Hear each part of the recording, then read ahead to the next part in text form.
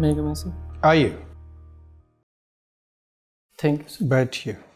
Brajesh, Covid को ध्यान में रखते हुए कुछ सावधानियां बरती जा रही हैं। आपकी कुर्सी दूर रखी गई है, मास्क का इस्तेमाल किया जा रहा है, लेकिन चूंकि कुर्सी 2 गज से ज़्यादा दूरी पर रखी गई है इसलिए सुरक्षित है, मास्क हटा भी सकते हैं। Thank you sir. अपनी जाति या संप्रदाय का संकेत किए बगैर अपना परिचय दीजिए। सर, मेरा जन्म इलाहाबाद में हुआ है। मेरी प्राथमिक शिक्षा ग्रामीण क्षेत्र में, इंटरमीडिएट परीक्षा करने के बाद मैंने इविंग क्रिश्चियन कॉलेज से 2001 में स्नातक, इलाहाबाद विश्वविद्यालय से संस्कृत में 2003 में परास्नातक तथा संपूर्णानंद संस्कृत विश्वविद्यालय से 2005 में बीएड किया। वर्तमान में मैं सहायक अध्यापक पद पर प्राथमिक शिक्षा में कार्यरत। इविंग क्रिश्चियन कॉलेज से आप स्नातक हैं? जी सर। किसने इस कॉलेज की स्थापना की? क्यों इसका नाम इविंग क्रिश्चियन कॉलेज है?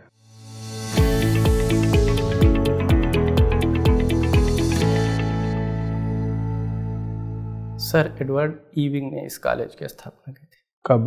1901 में। अच्छा जी। अच्छा, आपने कहा परास्नातक हैं। कई जगह परास्नातक शब्द के बजाय स्नातकोत्तर शब्द का इस्तेमाल होता है, कई जगह अधिस्नातक का इस्तेमाल होता है। संस्कृत के आप विद्यार्थी हैं तो आप बेहतर बता पाएंगे कि इन तीनों शब्दों में क्या फ़र्क है?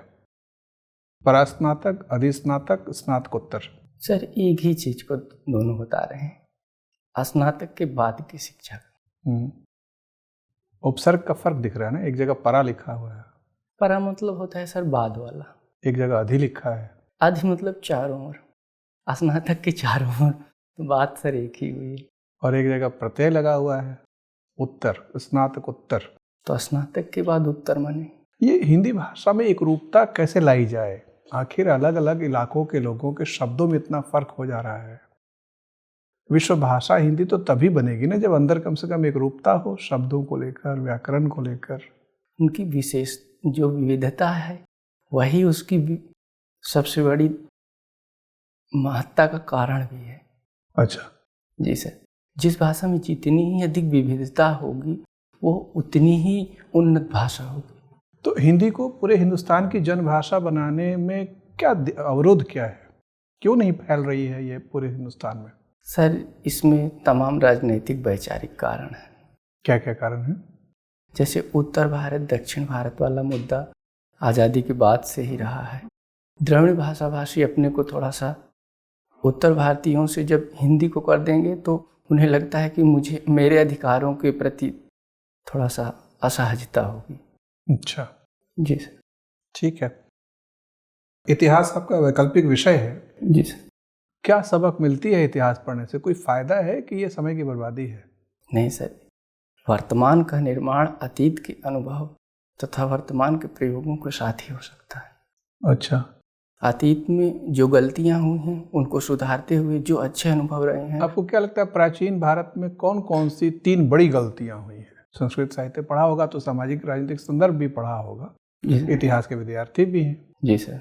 सर, प्राचीन भारतीय इतिहास में मेरे हिसाब से सर, अगर मेरा व्यू लेंगे तो जो स्मृति काल के बाद जाति व्यवस्था में थोड़ा सा जटिलता थी, उसमें सामाजिक विकास, एक बड़ी गलती सामाजिक स्तर पर होगी। जी सर। और राजनीतिक स्तर पे सर प्राचीन भारत में तो एकीकरण बना रहा।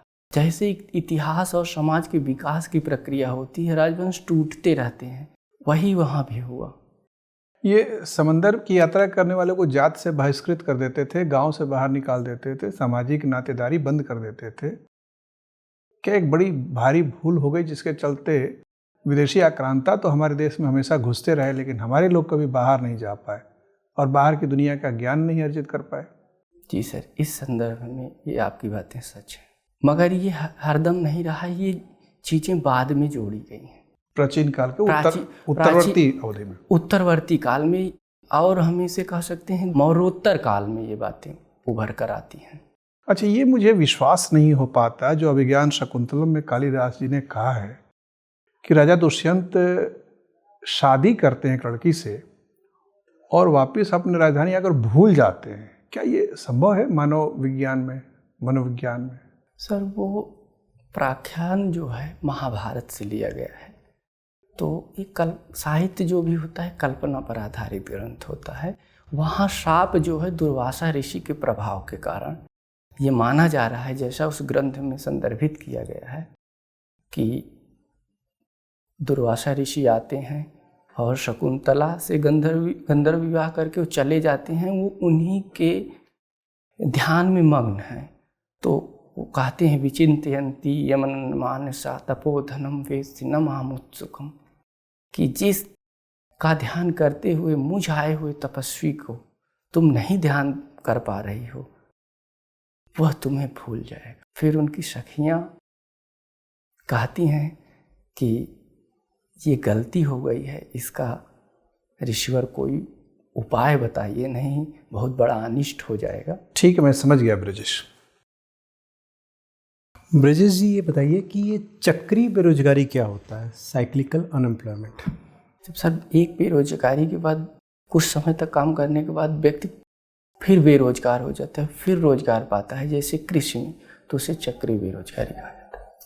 मैंने एक समय बेरोजगार और फिर रोजगार पा लेता है, कैसे? जैसे मैं समझा। जैसे जब कृषि का काम चलता रहता है तो ग्रामीण क्षेत्रों में रोजगार बना रहता है। जैसे ही फसलें कट चुकती हैं और बुआई होने के बाद कुछ समय, तो ये ओकेजनल हुआ कि चक्री हुआ? चलिए ये बताइए कि 2017-18 में केंद्रीय बजट में 3 बदलाव किए गए। 2017-18 के बजट में 3 बदलाव हुए, उनमें से कोई 1 या 2 बदलाव बताइए, क्या हुआ है? एक बदलाव तो सर बजट प्रस्तुत करने के समय में बदलाव हुआ। क्या अब शाम की जगह सुबह? पहले 1 अप्रैल से होता था, अब 1 फरवरी से। पहले 1 अप्रैल को होता था? जी सर। अब 1 फरवरी से। क्यों ये बदलाव आखिर? सर ये नीतिगत निर्णय था जो कि वित्तीय वर्ष को, कोई इसके पीछे लॉजिक होगा? जी सर, वित्तीय वर्ष को तो वित्तीय वर्ष समग्रित करने के लिए, जैसे जिसमें तर्क ये दिए गए, जो मेरा अनुमान है सर, कि उससे खर्च और व्यय को जो ये लोग करते हैं मार्च तक खत्म कर लेंगे, तो 1 अप्रैल से वित्तीय वर्ष फिर शुरू हो जाएगा। एफडीआई जानते हैं आप क्या होता है? विदेशी निवेश। हाँ, क्या विदेशी प्रत्यक्ष निवेश होता क्या है? जब निवेशक भारत में आकर अपने पैसे को किसी भी संरचना में खर्च करते हैं तो प्रत्यक्ष विदेशी निवेश होता है। अभी बीमा में कितना प्रत्यक्ष विदेशी निवेश की सीमा को बढ़ाया गया है? सर 49% से बढ़ाकर 74%। इससे क्या लाभ होगा? इससे निवेश बढ़ेगा सर, तो रोजगार बढ़ेगा। तो निवेश तो जब 49% था तब भी हमारे देश में उतना नहीं आ पा रहा था, 74% करने पर आ जाएगा बहुत ज़्यादा। कुछ सेक्टरों में और बढ़ाए हैं सर। जैसे? शायद सर मैं इसको, अच्छा, अभी यूपी सरकार द्वारा एकलव्य विद्यालय की स्थापना की जा रही है। बजट में प्रावधान है 4 जगह स्थापित किए जाएंगे, बता सकते हैं? और कहाँ कहाँ स्थापित हैं ऑलरेडी? क्या होता है एकलव्य विद्यालय, पता है ना आपको? एकलव्य विद्यालय में सर जनजाति पिछड़े क्षेत्रों में जहाँ विद्यालयों का अभाव है, जनजाति बच्चों को शिक्षा की मुख्य धारा में लाने के लिए। सर सॉरी, मैं उन स्थानों का नाम नहीं बता, मुझे स्मरण नहीं आ रहा। अभी हाल ही में बांग्लादेश की यात्रा में भारत के प्रधानमंत्री गए हैं, ठीक है? तो बांग्लादेश के साथ भारत के कोई 3 मुख्य मुद्दे बता दीजिए जिन पे वहाँ विमर्श हुआ हो सर। जो 3 मुद्दे चल रहे हैं बांग्लादेश और भारत में। एक तो सर तीस्ता जल समझौता। ये सिग्मोत्सव का नाम सुना है क्या? सर सॉरी, सिग्मोत्सव। चलिए ये बता दीजिए, मेरा क्लास सवाल है आपको। मैं कुछ संस्थाओं के नाम बता रहा हूँ, आपको बताना है कि संवैधानिक है कि गैर संवैधानिक है। वित्त आयोग संवैधानिक है। जीएसटी काउंसिल संवैधानिक है। श्योर? Yes sir. कौन से संविधान के किस अनुच्छेद में इसका वर्णन है? 279A। और नीति आयोग? नीति आयोग गैर संवैधानिक है। Over to sir please. Brijesh ji, आप तो शिक्षक हैं, जी सर। तो मुझे ये बताइए कि शिक्षा को लेकर एक नो डिटेंशन पॉलिसी लाई गई जिसमें कि बच्चों को फेल नहीं किया जाएगा, ये अभी भी है? और किस कक्षा तक है ये बच्चों को फेल नहीं करने वाली नीति? ये सर कक्षा 8 तक। कक्षा 8 तक है। आपको क्या लगता है, आपका प्रैक्टिकल एक्सपीरियंस क्या है कि ये बच्चों के हित में है या बच्चों को बाद में परेशान कर रही है कक्षा 8 के बाद? सर अगर मेरा व्यक्तिगत व्यू जी। समझेंगे, इससे बच्चों को थोड़ा सा भयमुक्त शिक्षा, ग्रामीण परिवेश में कुछ बच्चे उस धारा में प्रवाहित नहीं हो पाते, अगर उनको वहीं रोक दिया जाता है तो फिर आगे की शिक्षा से वंचित हो जाते हैं। तो आपके हिसाब से ये एक अच्छा कदम है। जी सर। लेकिन आपको नहीं लगता कि एक साथ उनको जब कक्षा 8वीं में पहुंचते हैं तो वहाँ ज़्यादा ड्रॉप आउट हो रहा है, वहाँ बच्चे फिर कोप नहीं कर पा रहे हैं पढ़ाई से, उसके सारा क्योंकि 8 तक तो पहुंच ही रहे हैं। जी सर, उसके अन्य और बहुत से कारण हैं, उसमें एक ये कारण भी थोड़ा सा कार्य कर रहा है। ठीक है, लेकिन आपको लगता है कि ये सही है? जी सर। अच्छा, ये जो नई शिक्षा नीति आई है इसमें कौन सा फॉर्मूला दिया गया है? 5+3+3+4। तो ये जो 5 आया है इसमें, तो इसमें क्या खास बात है? 5 को सर इन्होंने 2 भागों में बांट दिया है। एक प्री प्राइमरी बोर्ड बनाया है जिसमें 0 से लेकर और 8 तक के बच्चे को शामिल करेंगे। प्री प्राइमरी बोर्ड अभी वर्तमान में कुछ ही दिन पहले सरकार ने, यूपी सरकार ने गठित भी कर दिया है। उसमें तो ये जो एज ग्रुप है जो एकदम शुरुआत के साल 3 हैं से बच्चों के, 6। हाँ, इसमें शिक्षा इतनी ज़्यादा ज़रूरी क्यों है? सर उसको आंगनबाड़ी के माध्यम से संचालित करेंगे, उसमें पोषण के साथ खुशहाल शिक्षा की परिकल्पना है। अच्छा, लेकिन मतलब क्या कोई साइंटिफिक रीज़न भी है कि उस समय मस्तिष्क का विकास ज़्यादा होता है या? विद्यालय से जुड़ाव बढ़ेगा, ठीक, मस्तिष्क का विकास भी होगा सर। मुझे ये बताइए कि भारत सरकार की एक नीति है, विदेश नीति, लुक वेस्ट, ये कौन से वर्ष में आई है? लुक ईस्ट तो हम लोग जानते हैं, लुक वेस्ट कम जानते हैं, बट कब आई है ये नीति? सर सॉरी, एग्जैक्ट डाटा नहीं है, अगर अनुमति हो हाँ, तो गेस बताइए। करें। 2014 में। 2014 में तो नहीं, आप देख लीजिएगा। अच्छा, 2014 में लेकिन लुक ईस्ट का नाम बदला गया, उसको एक्ट ईस्ट बना दिया गया। लुक ईस्ट एक्ट, हाँ सर। तो ये एक्ट ईस्ट में क्या परिवर्तन आया है? अभी तक हम केवल पश्चिम के देशों पर फोकस कर रहे थे अपनी ऊर्जा और सामरिक जरूरतों नहीं, के। लुक ईस्ट से एक्ट ईस्ट किया गया है, तो वो पहले भी हम पूरब की ओर देख रहे थे, अब हम पूर्व की ओर कुछ एक्शन कर रहे हैं, एक्ट ईस्ट हो गया। सांस्कृतिक संबंधों के माध्यम से आर्थिक विकास को गति दे रहे हैं और डायरेक्ट जोड़ रहे हैं सर, जैसे कॉरिडोर के माध्यम से। अच्छा, एक और चीज़ मुझे बताइए कि जो RCEP के बारे में सुना होगा आपने। RCEP एक व्यापार समझौता हुआ है 15 देशों के बीच में, भारत ने इससे वॉकआउट कर लिया। जी सर। तो क्या वजह रही, भारत ने क्यों वॉकआउट किया? सर हम अपने घरेलू हितों से समझौता करके कोई विदेशी समझौता नहीं कर सकते, उससे हमारे देश में किसानों पे और व्यापार पे बहुत दुष्प्रभाव पड़ने की आशंका थी। ठीक है, अब मेरा आखिरी सवाल आपसे ये है कि आप मुझे ये बताइए कि अगर आपके पास ये विकल्प हो कि आपको अपना एक पर्सनल असिस्टेंट नियुक्त करना है, ठीक है, पर्सनल असिस्टेंट आपको रखना है, और आपके पास सिर्फ 2 ही कैंडिडेट्स हैं, एक मेल हैं और दूसरे फीमेल हैं, हर हिसाब से बराबर हैं दोनों, तो इसमें से आप किसको चुनेंगे और क्यों? सर मैं फीमेल को प्राथमिकता दूंगा। किस वजह उसका से? कारण ये है कि अभी उनके सशक्तिकरण की आवश्यकता है। तो आपको लगता है कि उनको प्राथमिकता दें? प्राथमिकता। ठीक है सर। ब्रजेश, ये बताएं कि यूपी के कितने जिलों की सीमाएं बिहार से लगती हैं?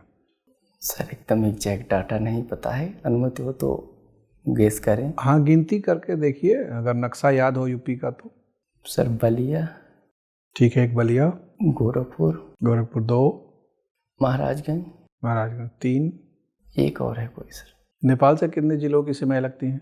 सॉरी। अच्छा, पुलिस प्रशासन के नज़रिए से उत्तर प्रदेश को कितने क्षेत्रों में बांट कर देखा जाता है? सर सॉरी, नहीं पता है। अच्छा, जानकारी नहीं है। यूपी में कितने लोकसभा क्षेत्र हैं, ये तो ध्यान होगा। जी सर। कितने हैं? 80। और राज्यसभा कितने सीटें हैं यहाँ से? 31। 31। जी सर। और विधानसभा में कितनी सीटें हैं? 403। 403 है। जी सर। और टोटल कैपेसिटी कितनी है, अधिकतम कितनी हो सकती है? लोकसभा सर, विधानसभा। विधानसभा की। यूपी में विधान परिषद भी है क्या?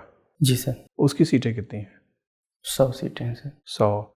यूपी के अलावा और कितने प्रांतों में विधान परिषद है? 6 जगह से। कौन कौन सी हैं? उत्तर प्रदेश, बिहार, महाराष्ट्र, कर्नाटक, आंध्रा, तेलंगाना और शायद सर कर्नाटक। अभी असम के मुख्यमंत्री कौन है? सर्बानंद सोनोवाल। अच्छा, ठीक है ब्रजेश, आपसे बातचीत करके अच्छा लगा। अब आपका इंटरव्यू पूरा हो गया, आप जा सकते हैं। Thank you sir.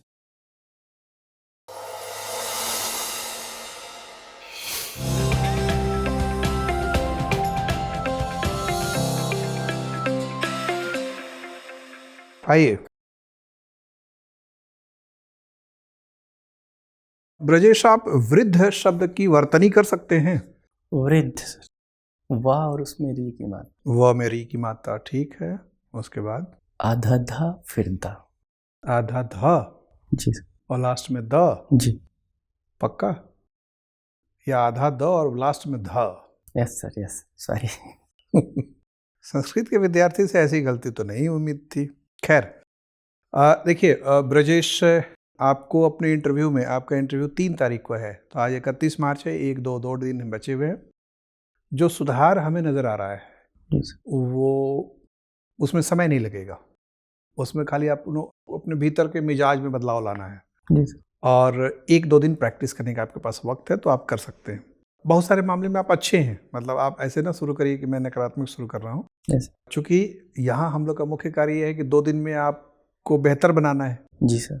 ताकि अधिक से अधिक अंक अर्जित कर सके। तो जो कमियां नज़र आ रही हैं उस पर ध्यान दिया जा रहा है। एक तो ये कि आई कांटेक्ट, नज़र जी सर। आपकी इधर उधर बहुत भटक रही है, ठीक? यस विक्रम बेताल जैसी, वैसी नहीं होनी चाहिए। तो जिससे बात करें, एकदम नज़र साहस के साथ मिला के रखें। नज़र मिला के रखना आपके साहस का सूचक होता है जी सर। और आपकी अभिरुचि और दिलचस्पी का भी सूचक होता है जी सर। कि आपको उस व्यक्ति में दिलचस्पी है और आप नज़रें चुरा नहीं रहे हैं। तो नज़रें मिला के बात करें, ठीक? इससे एक ईमानदारी भी जाहिर होती है कि भाई नज़रें चुराने का मतलब है कि कुछ ना कुछ मन में चोर है। जी सर।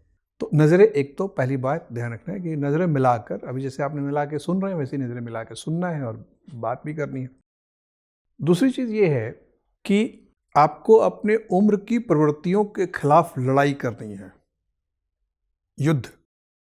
आप संस्कृत के विद्यार्थी, आपको पता है कि गीता का जो उपदेश है कृष्ण का, वो उपदेश किसी बाहरी युद्ध के लिए नहीं है, वो अपने अंदर के द्वंद्व के हैं। तो अंदर ही एक एक चरित्र है आपके अंदर जो आपको शिथिल कर रहा है, खलनायक है वो। और अंदर आपके एक नायक है जो आपके अंदर ओज भर रहा है। आपको अपने ओजस्वी नायक के साथ चलना है। मतलब सर और तेजी से बोलना। सर एक, अगर क्षमा करें तो एक बात, अभी मैं एक जगह और गया था, हाँ, तो वहाँ मैंने थोड़ा सा लाउडली बोला तो मुझे कहा गया कि आप तेज बोलते हैं, आप अध्यापक दिखते हैं। लाउड मैं नहीं कह रहा हूँ, लाउड मतलब मैं थोड़ा सा, बहुत ठहराव है, अच्छा सर। बहुत शिथिल है अभिव्यक्ति में। जी सर। तो अभिव्यक्ति में थोड़ी प्रवाह की जरूरत है, फ्लुएंसी आए। तो थोड़ा ठहराव भी चाहिए, लेकिन आप ज़्यादा ठहर जा रहे हैं, मतलब आपके वाक्य, आपके शब्द बहुत ज़्यादा ठहर ठहर के निकल रहे हैं, तो थोड़ी सी तेजी उसमें लाइए, ठीक है? और कुल मिलाकर भी अपने व्यक्तित्व में थोड़ा सा ओज पैदा करिए, थोड़ा एनर्जाइज। जैसे अभी आप बैठे हैं जी सर। तो थोड़े से आराम की मुद्रा में बैठे, जी सर, ऐसे। एकदम नव युवा वाला जो चुस्ती चाहिए, जी सर। वो 20-25 मिनट तो बैठना है। जी सर। बाद में आप चाहे जैसे भी लेट के बैठें, जैसे ही बैठें, लेकिन कक्षा में जब विद्यार्थी सामने होते हैं तो आपके ऊपर कोई दबाव नहीं रहता। जी सर। लेकिन अब आप जा रहे हैं आयोग के वरिष्ठ सदस्यों के सामने, तो आप वहाँ बच्चा हो जाते हैं, तो आपको थोड़ा सा वो सही बच्चे की तरह सोचना है, क्योंकि वो आपके बुजुर्ग हैं। तो चुस्त बैठिए, एनर्जी चेहरे पर भी नजर आए, अभिव्यक्ति में भी एनर्जी नजर आए, और पाँव को थोड़ा बंद करिए, मतलब हाँ, बस ज़्यादा नहीं, एकदम से फैला के खोल के न रखिए। और बोलते समय थोड़ा मुखर भी होना है। मुखर होने का मतलब कि जब आप बोल रहे हैं तो एक तो स्लो बोल रहे हैं, और कई बार आपकी बात कानों तक एकदम सीधी नहीं पहुंच रही है।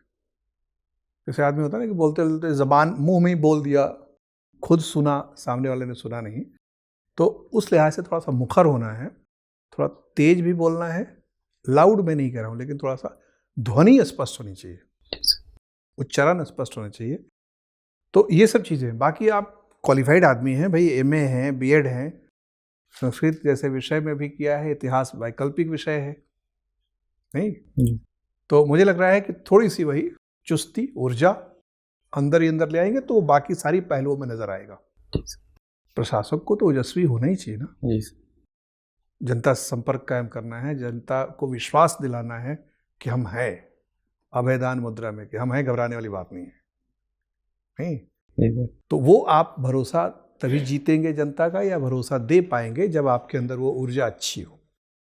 इसी पे बस काम करिए 2 दिन में। बाकी जानकारी वगैरह यूपी की जितनी थोड़ी सी और जानकारी का तो कोई हाद नहीं होता ना जी सर। जितनी बढ़ा लेंगे उतनी अच्छी है। जिलों के बारे में जरूरी नहीं कि सारे पता करके बैठ जाएंगे, लेकिन मैंने लास्ट में थोड़ा सा तेज गति से सवाल पूछा, जल्दी जल्दी सवाल पूछा, ताकि देखूं कि आप जल्दी जल्दी जवाब दे रहे हैं कि नहीं। जी सर। नहीं तो जानकारी अपना 2 दिन में जितना कर सकते हैं, लेकिन जानकारी से ज़्यादा ये सब पहलू महत्वपूर्ण है। एनर्जी लेवल बढ़ाना है, जी सर। वाक्य ठीक से ग्रहण करना है। ठीक है, चलिए, all the best. Thank you sir.